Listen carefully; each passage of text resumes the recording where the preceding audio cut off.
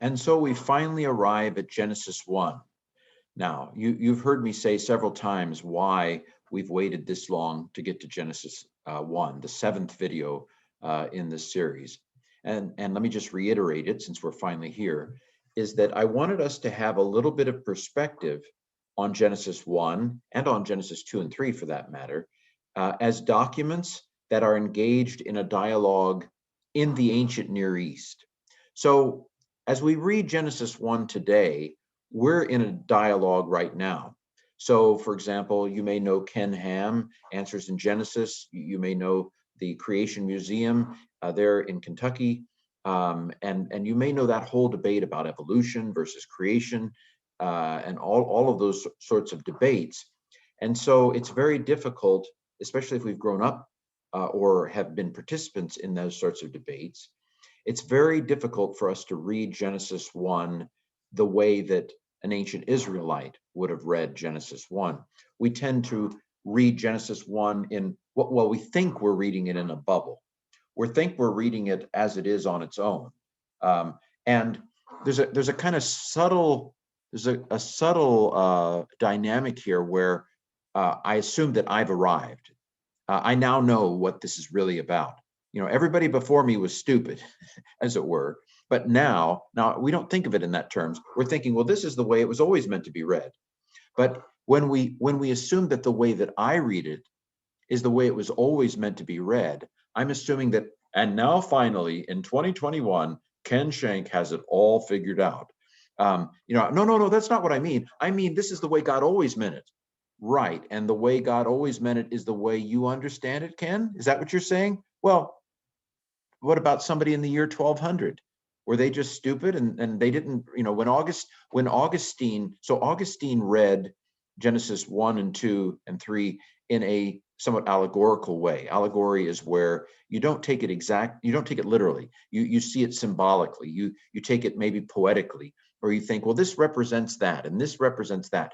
So when Augustine in the 400s read it allegorically, he was stupid, and now when I read it the way, I read it, I finally arrived. Well, this is what God always intended. Well, then why didn't they see it that way necessarily? I hope I'm getting across the dynamic here.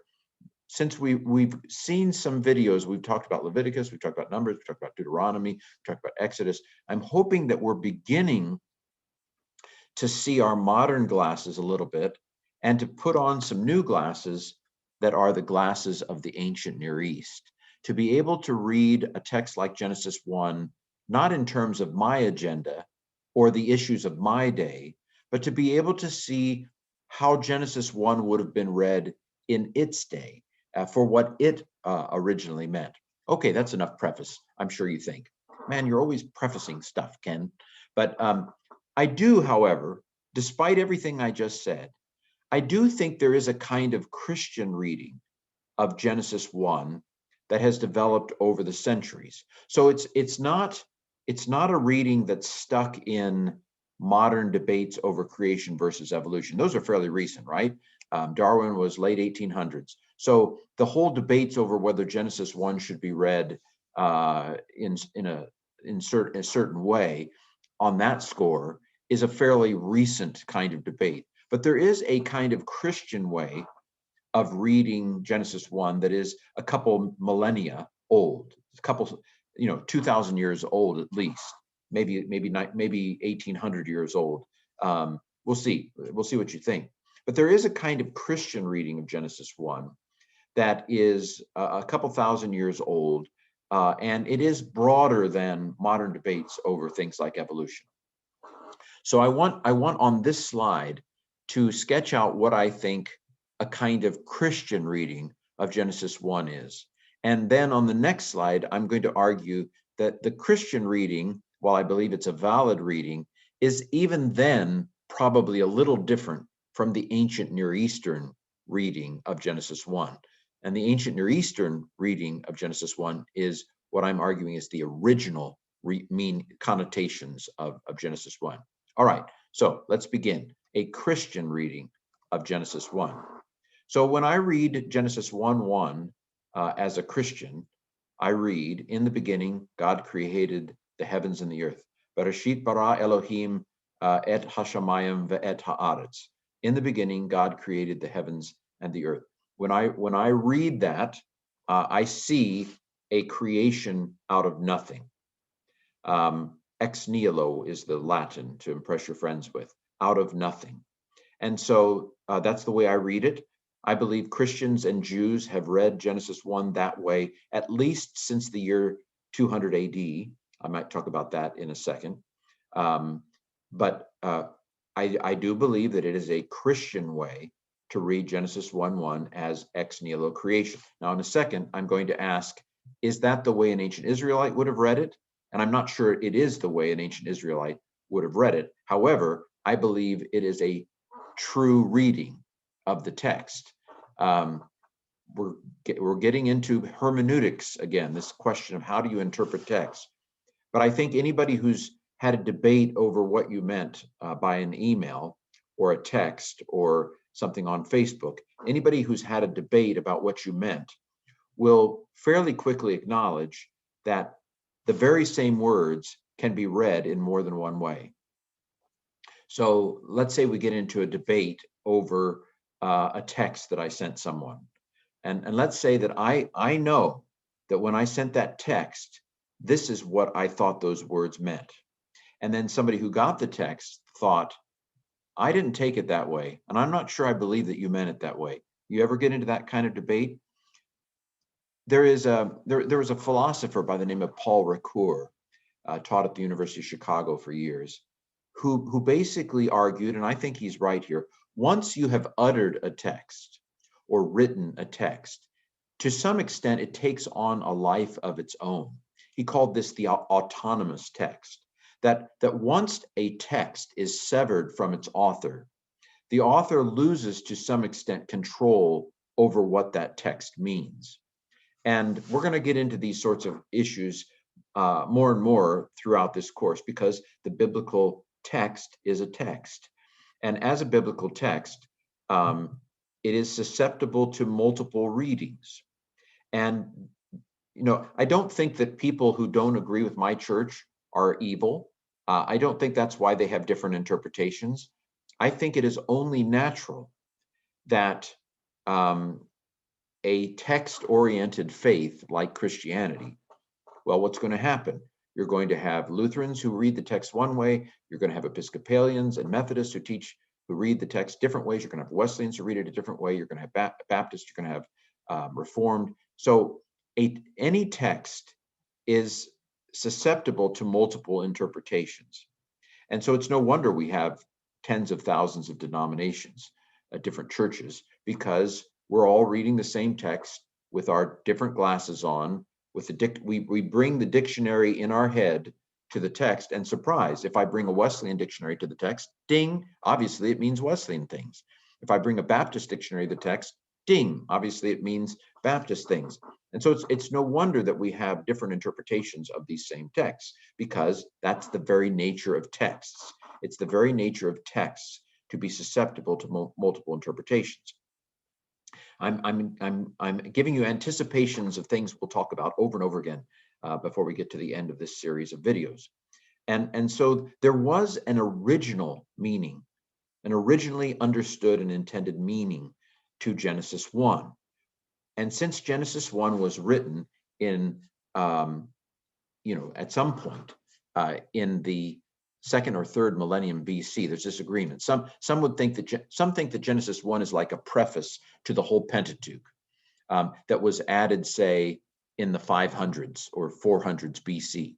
That view would view Genesis 1 as actually one of the very last pieces of the Pentateuch to be added. Now, if you go with Mosaic authorship, then it was offered in the third millennium BC, whether in the 1400s BC or the 1200s BC. So there's some disagreement. Actually, there's about a 1,000-year difference between these different perspectives on when Genesis 1 was written. But either way, the meaning of Genesis 1 originally, I would argue, was a function of the way words were used and a function of the thought categories of the ancient Near East. Not my categories And again, this is this idea of incarnational revelation. God meets us where we are at when he reveals himself to us. He reveals himself in our categories, and then he takes us further. Then he moves us on.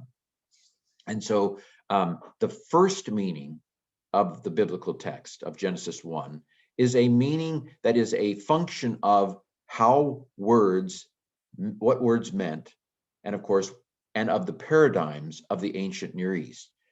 The Genesis 1 was not revealed in 21st century paradigms. If it was, then it would have been irrelevant for the last 3,000-4,000 years. You see what I'm saying? If it was revealed in my dictionary terms, you shouldn't get out Webster's dictionary to try to understand Genesis 1. I mean, that's completely anachronistic, right? Because Webster's dictionary is telling you how words are being used right now in the 21st century. They update the dictionary even. The dictionary is always being revised. It's a dictionary is like a popularity contest. And the number one way that this word is being used as of January 2021 is, and they changed even the ordering of the number one meaning, the number two. So using an English dictionary, an English Webster's dictionary, to define the words of the Bible is like, okay, fine.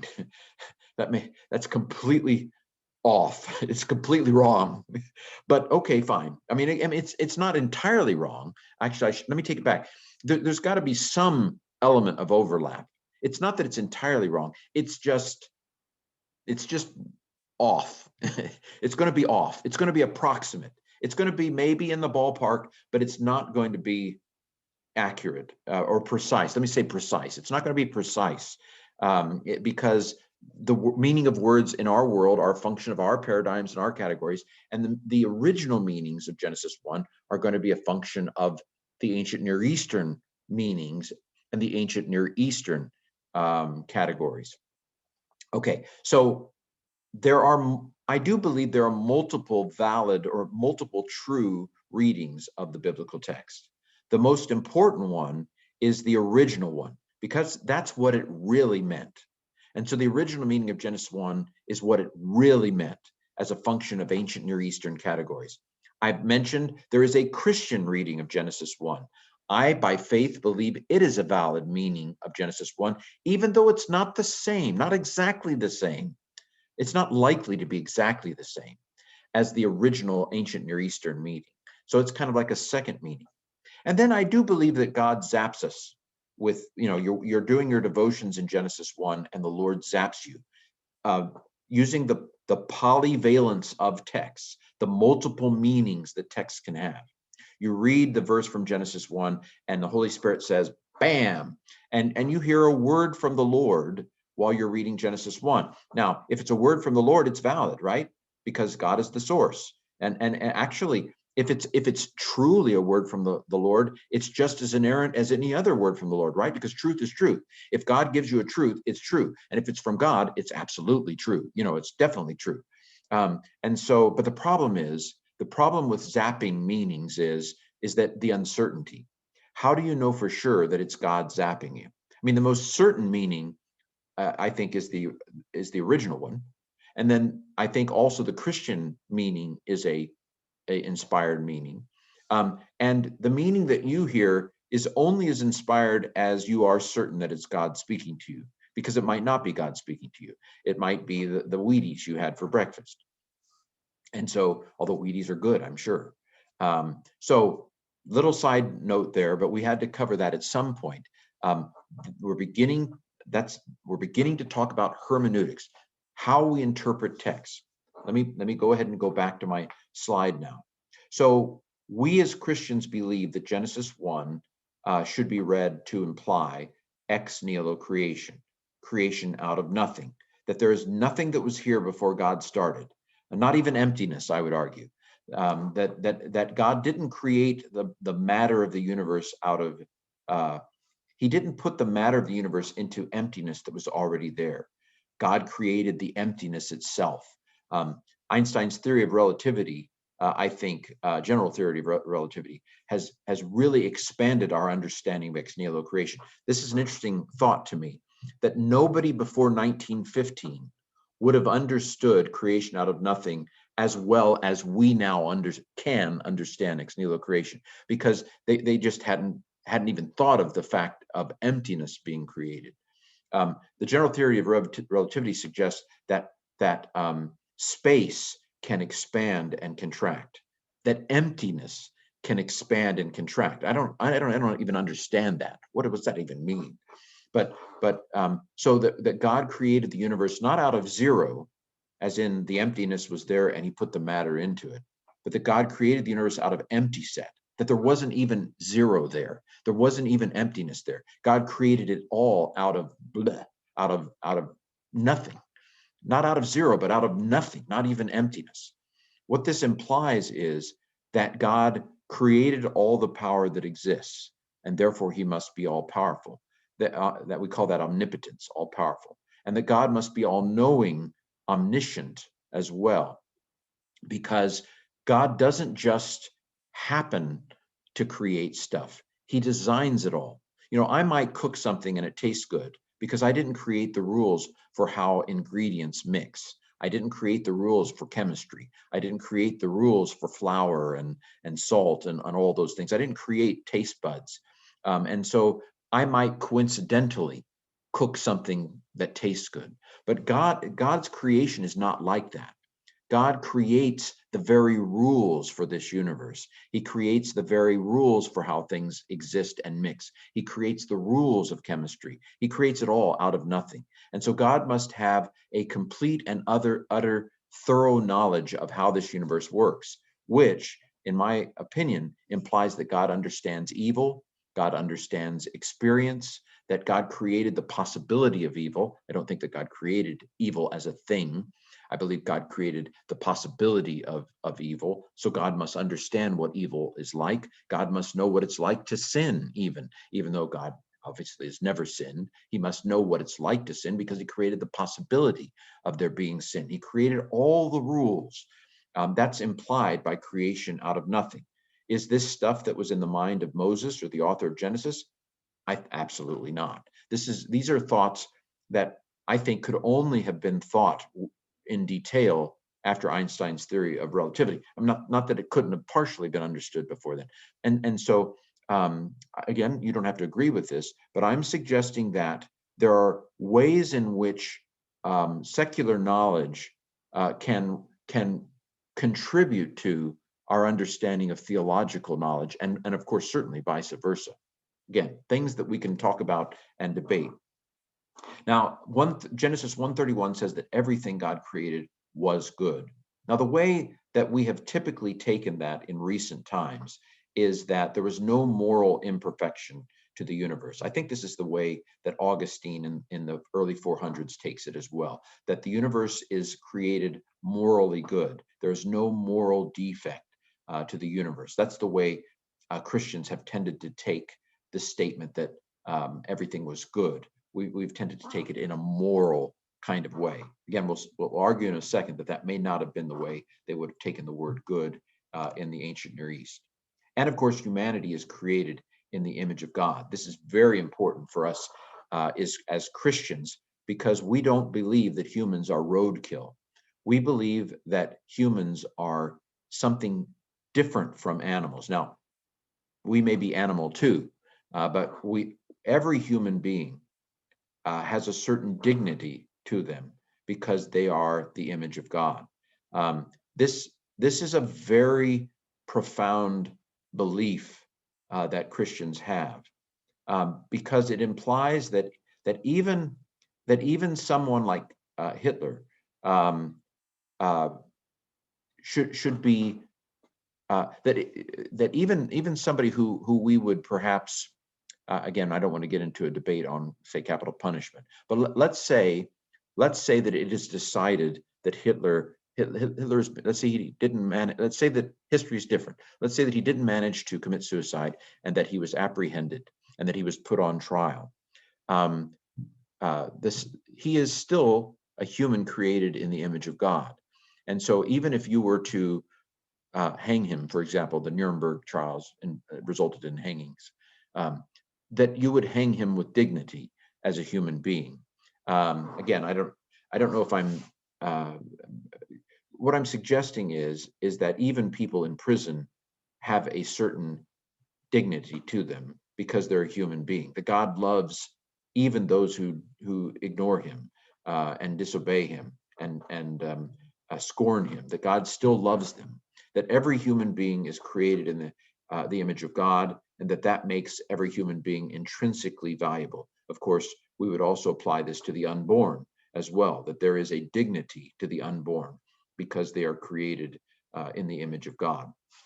So again, that might be something you want to discuss in the discussion forum. The verses in mind here, and I've tried to translate them in a way that is sensitive to their meaning. Genesis 1, 26 and 27, very important verses in Genesis 1 from a Christian perspective, also from a Jewish perspective, I suspect as well. Let us, we need to talk about that. Let us make human in our image, according to our likeness. Let them, so this is not talking about Adam specifically, although I think this is more general than just Adam.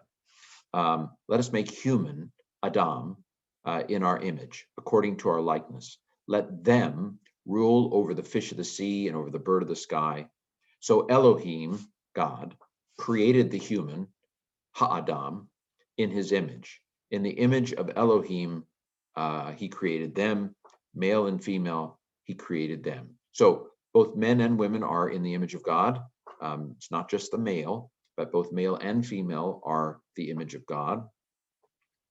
Elohim is the generic, I've mentioned this in a previous video.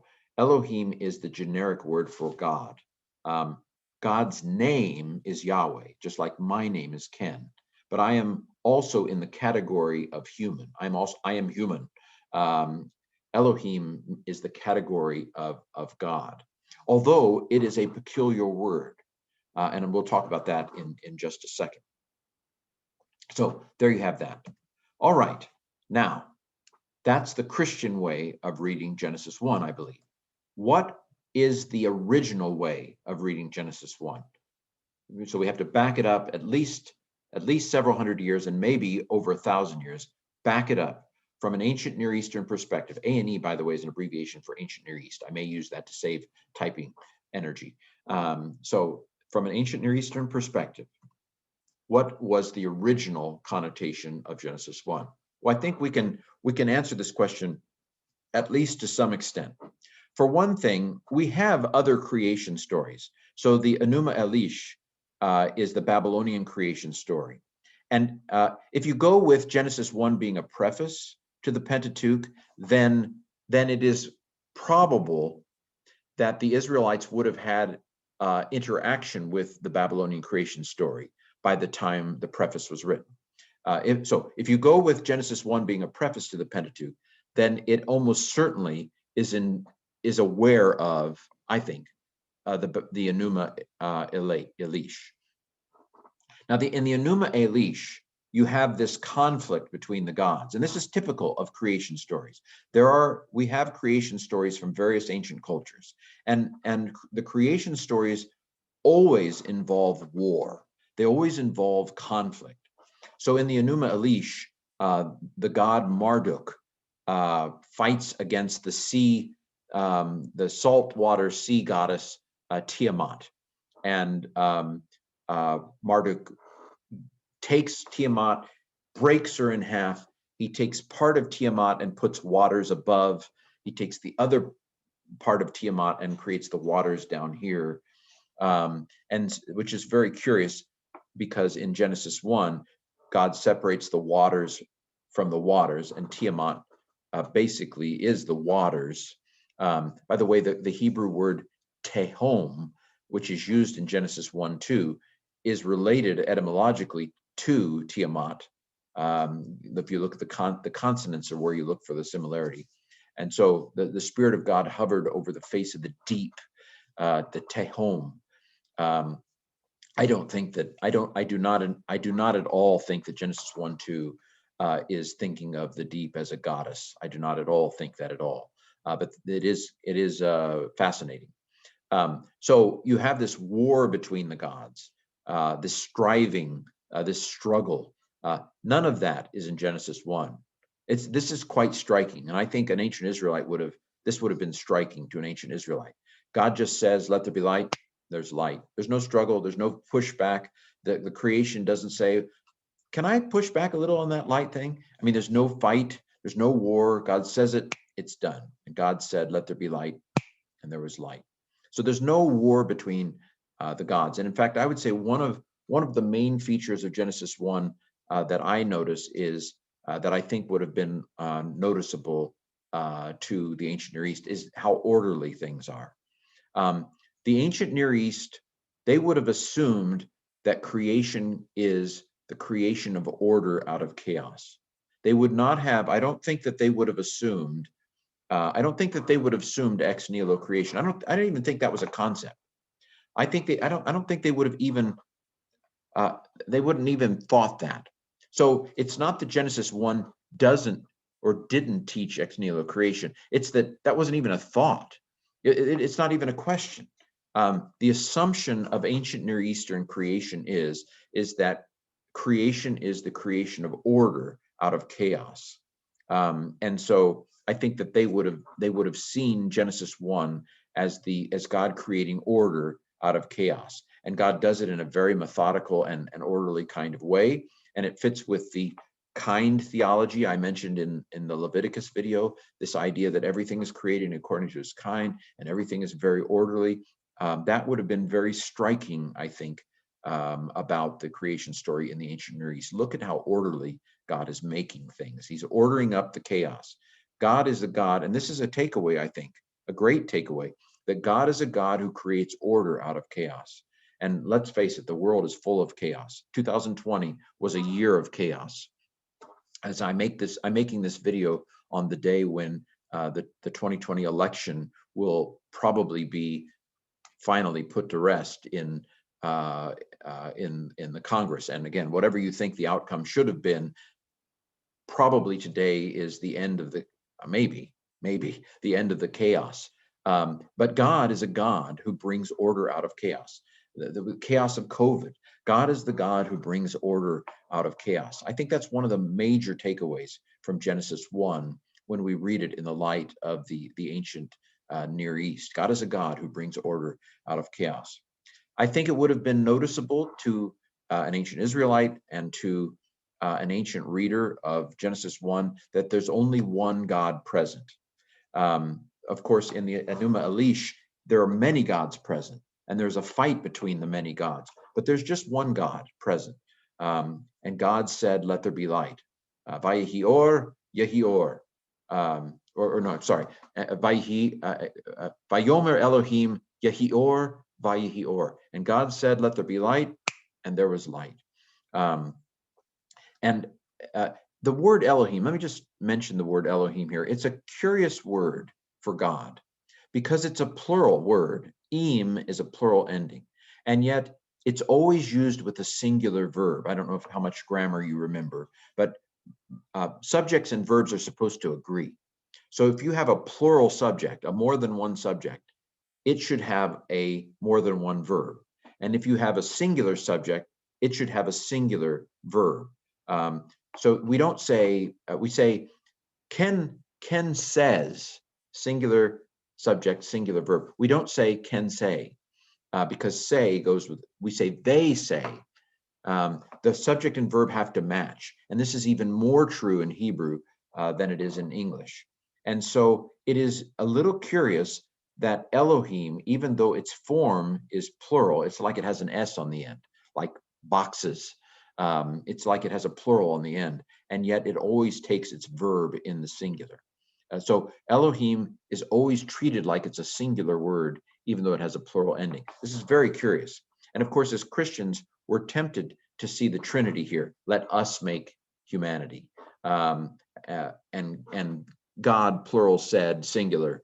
You know, and of course, I have no problem with reading it that way as a Christian reading. I guarantee you, Moses didn't know anything about the Trinity. Ancient Israel didn't know anything about the Trinity. In fact, the Christians didn't hammer out the details of the Trinity until the 300s AD. So it's like in the 300 years after Jesus that the church is finally beginning to have some sort of consensus on the Trinity. So we should not expect the Trinity to be fully cooked in the Bible. Even in the New Testament, we shouldn't expect the contours of the Trinity to be fully cooked. This thing I've been talking about, progressive revelation, progressive understanding, development of understanding within the pages of Scripture. But I don't think there's anything wrong as a Christian with reading, with seeing the Trinity in Genesis 1, even though I don't think that was on their map. It wasn't in their dictionary. It wasn't in their categories. There was no category for them to put that into. And so what would they have thought of? And here we have to remember that in the Old Testament, we hear about the Lord of hosts, the Lord of armies. We hear about there being other heavenly hosts, angels, for example, and so forth. You might remember a story where Elijah tells his servant is freaking out because their enemies are coming at them, and the servant is like, why aren't you nervous? We're going to get slaughtered here. Elijah basically says, hey, look again. And his eyes are open and he sees the heavenly armies. And he says, hey, there's more on our side than on their side. And so I think probably the we is more the whole heavenly court, as it were. Read also Psalm 82, which is, I think, a kind of parabolic psalm, which talks about the gods of the other nations. God basically says, even though you're gods, you're going down like men. You're going down like people. So I think probably that's the way the ancient Israelites would have understood the we and so forth. However, I don't have any problem at all with us as Christians reading that in terms of our more developed understanding of the Trinity. As I've said here, it's not likely that they would have had a category for ex nihilo creation. The idea of creation out of nothing, again, scholars can be wrong, but the current leaning of the majority of scholars is that the doctrine of ex nihilo creation really became solidified in what was called the Gnostic Controversy. And this is, 150, 200 years after Jesus. The Gnostics believed that matter was evil, and therefore that Jesus couldn't have really become human. Because if he became really human and taken on flesh, then he would have become evil because matter is evil. We actually find the beginnings of this debate in the Gospel of John and in 1 John. I believe that John 1:14 was actually a smack in the face of the Gnostics. The Word became flesh and dwelled among us. Also in Luke 24, the resurrected Jesus eats and shows them he's not a ghost. He has flesh. And so 1 John talks about how those who say Jesus didn't come in the flesh are false. And so Gnosticism was just ramping up at the end of the New Testament documents, and it would become very strong in the 2nd century after Christ. And so the doctrine of ex nihilo, I believe, was a inspired understanding that came in the church, even after the New Testament, to realize that no, matter is not evil. In fact, God created all matter, that there is nothing that exists that God didn't create. In fact, there's a creed called the Nicene Creed that dates from the late 300s. And it says that God is the creator of everything seen and unseen. That is to clarify that the Gnostics are wrong. So I'm not sure that there was really a category in the minds of people about ex nihilo creation prior to, even after the New Testament is written. And so it's actually possible, this is one translation of Genesis 1:1 and 2. When God began to create the skies and the land, even the land was purposeless and devoid. So God said, let there be light. Again, the idea being that that Genesis 1, so like Genesis 1:2 doesn't mention where the waters came from. Again, you can read it in terms of Genesis 1:1, including the creation of the waters. But the other way of reading it, and maybe the way an ancient Israelite would have read it is that the waters are already there. And pretty much all ancient cultures in that region, whether it be the Greeks, Hesiod's Theognis, creation story of the Greeks, or whether it be the Babylonian and Numa Elish, pretty much even Thales, the first Greek philosopher Thales, talked about the world being created out of water. And so this idea that the world was created out of water is all over the place in the ancient Near East. Now, John Walton is a scholar who teaches at Wheaton. He believes in the inerrancy of Scripture. He's written a book called The Lost World of Genesis 1. I'm not entirely convinced by every argument he has, although it's a fascinating read. But Walton would say that when it says, and God saw everything he created and it was good, that the idea here is not moral goodness, that's anachronistic. That's later thinkers reading it. That it's more along the lines of, we're good. That let's say something isn't let's say the smoke alarm needs its new battery. And I get up there and I take the old battery out and I put the new battery in and I push it up and I test it. And then I look at my wife and I say, we're good, meaning that it works, functional. And so John Walton would say that when that we are reading our modern assumptions into Genesis 1, when we read Genesis 1 as being about material creation, that what we're looking at in Genesis 1 is functional creation. It's again this idea of creating order out of chaos, that when we read Genesis 1 properly, we're reading it as God getting everything working. And so when he says he saw what he created and it was good, it's more like we're good to go here. The lights now work. The seasons now work. The seas now work. The land now work. The vegetation now works. Humanity now works. A functional kind of, we're good. Everything I've created works. We're good to go. Creation works. Maybe even he compares it to building a house. And he thinks that Genesis 1, again, this is a little speculative here. So I'm not going to say I necessarily agree with him on this, because I think even he is speculating here. So he may not agree with himself here, but he suggests that Genesis 1 is the kind of thing that might be read at a New Year's festival, where you are once again, it's the new year, we are going to install Yahweh once again in the temple of the universe. And the idea that the universe is a temple is a very well-attested ancient idea. And so he wonders if Genesis 1 is actually a liturgical text. Could even be a 7-day a feast, where on the first day we install the lights. On the second day we install the firmament. Again, that's fascinating, although I don't know how you would prove or disprove it. And I don't know that he thinks that he can prove it. But the very idea, I think, helps us realize that the assumptions of a text like Genesis 1 were ancient assumptions. They're not my assumptions. I grew up studying chemistry and biology and physics and all these things. Those are my assumptions.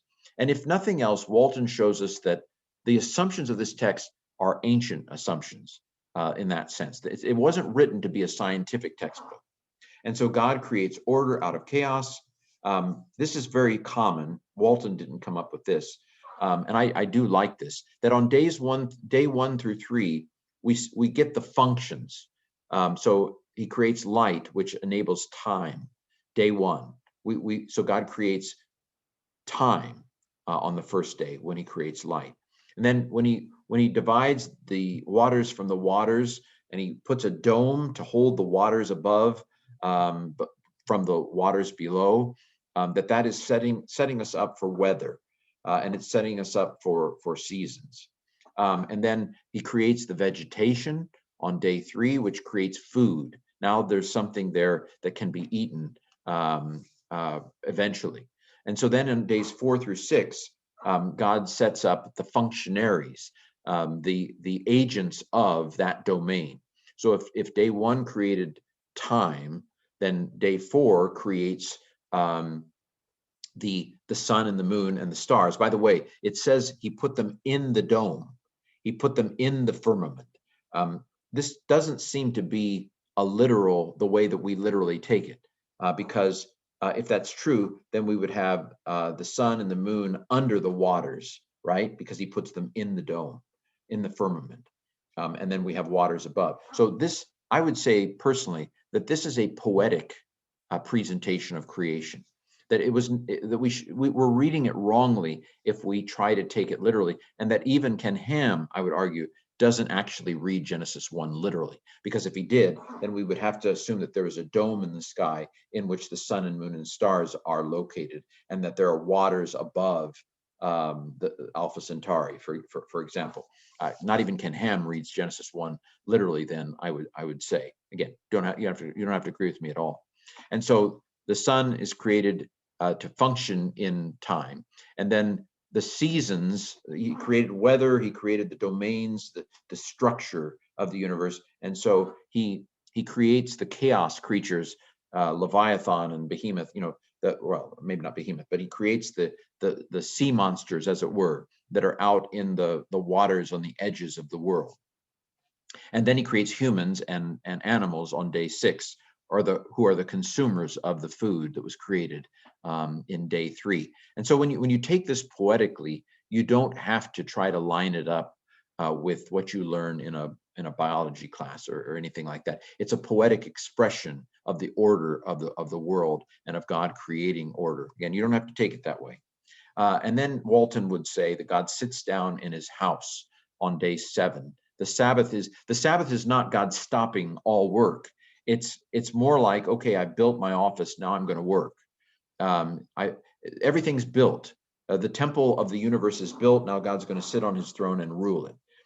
So the Sabbath for Walton is the beginning of the normal operations, that we have the setup in days 1 through 6. We have the establishment of the functions and the order of things in 1 through 6. And then in day 7, God sits down to actually do the day-to-day operation of ruling the universe. Again, I don't know whether you agree with John Walton or not. You don't have to agree with him, but his book, Lost World of Genesis 1, is a fairly easy read if you want to pursue that any further. Boy, this video is getting long. I'm sorry. There are other readings of Genesis 1 that you're no doubt acquainted with. There is the view that would see it as a more or less video of creation in 6 24-hour days. Again, I think that's probably anachronistic, probably reads our debates into it. But again, you are very welcome to conclude that. And Answers in Genesis would be a website that you could go. There's plenty of material that you can go to that would interpret Genesis that way. When evolution first came out, there were a number of attempts to fit it into the Genesis story. One of them was the gap theory. So I don't know exactly what my grandfather thought. He was born in 1883, so he was a youngin'. Went to Wabash College in Indiana in the early 1900s, first decade of the 1900s. And I'm sure he would have been exposed to evolution there. The gap theory basically wondered if between Genesis 1:1 and Genesis 1:2 that there was Satan fell maybe and messed everything up. So God created everything on Genesis 1:1, and then Satan fell, and in Genesis 1:2 everything was messed up, formless and void. God couldn't have made it that way, was the line of thinking. So something must have messed it up. And so there was a thought, well, maybe the dinosaurs lived in between Genesis 1:1 and Genesis 1:2. Again, I don't know exactly how my grandfathers processed that, but the gap theory was an early attempt to try to fit evolution with the book of Genesis in a more literal kind of way. And let me say that when evolution came, Christianity and science were used to harmonizing each other together prior to evolution. There was a harmonious relationship in the 16 and 1700s between faith and science. And so evolution really threw things into a tailspin. And the initial reaction of Christians to evolution was of many Christians, was to try to find a way to fit the two together. And then we had the Fundamentalist Modernist controversy in the early 1900s, at least in the United States. By the way, English Christianity didn't wrestle with this as much as American Christianity did. If you read C.S. Lewis, he doesn't struggle nearly as much with evolution as American Christianity has. But anyway, so the gap theory was an early attempt to try to harmonize Genesis 1 with a theory of evolution. Of course, another popular one is what we might call the day-age theory. This is the idea that the days in Genesis represent long periods of time. So day one could be millions of years. And, creation of light could be the creation of photons or the release of photons rather than, say, the creation of light as we have it from the sun, but the creation of the physics of photons. So this idea that there could be ages of creation before and rather than seven 24-hour days. I just mentioned John Walton's cosmic temple approach, the idea that what we have in Genesis 1 is more of a liturgy than a blow-by-blow of creation. And then the approach that I favor the most, again, please don't crucify me, is that Genesis 1 really is a more poetic presentation of creation. This is sometimes called the framework interpretation. And again, you can find arguments against it on the Answers in Genesis website. Books that you can read on this question. Language of God is now a classic by Francis Collins, who is a Christian who worked on the Human Genome Project. I've already mentioned Lost World Genesis 1 by John Walton. There are many, many other books that have been written on all sides of the question of the interaction of Genesis 1 with the question of evolution. Well, I'm going to stop there. This video is already too long, but this has been a video on Genesis 1, 1 through 2, 3. And we will go on in the next video to look at Genesis 2 and 3.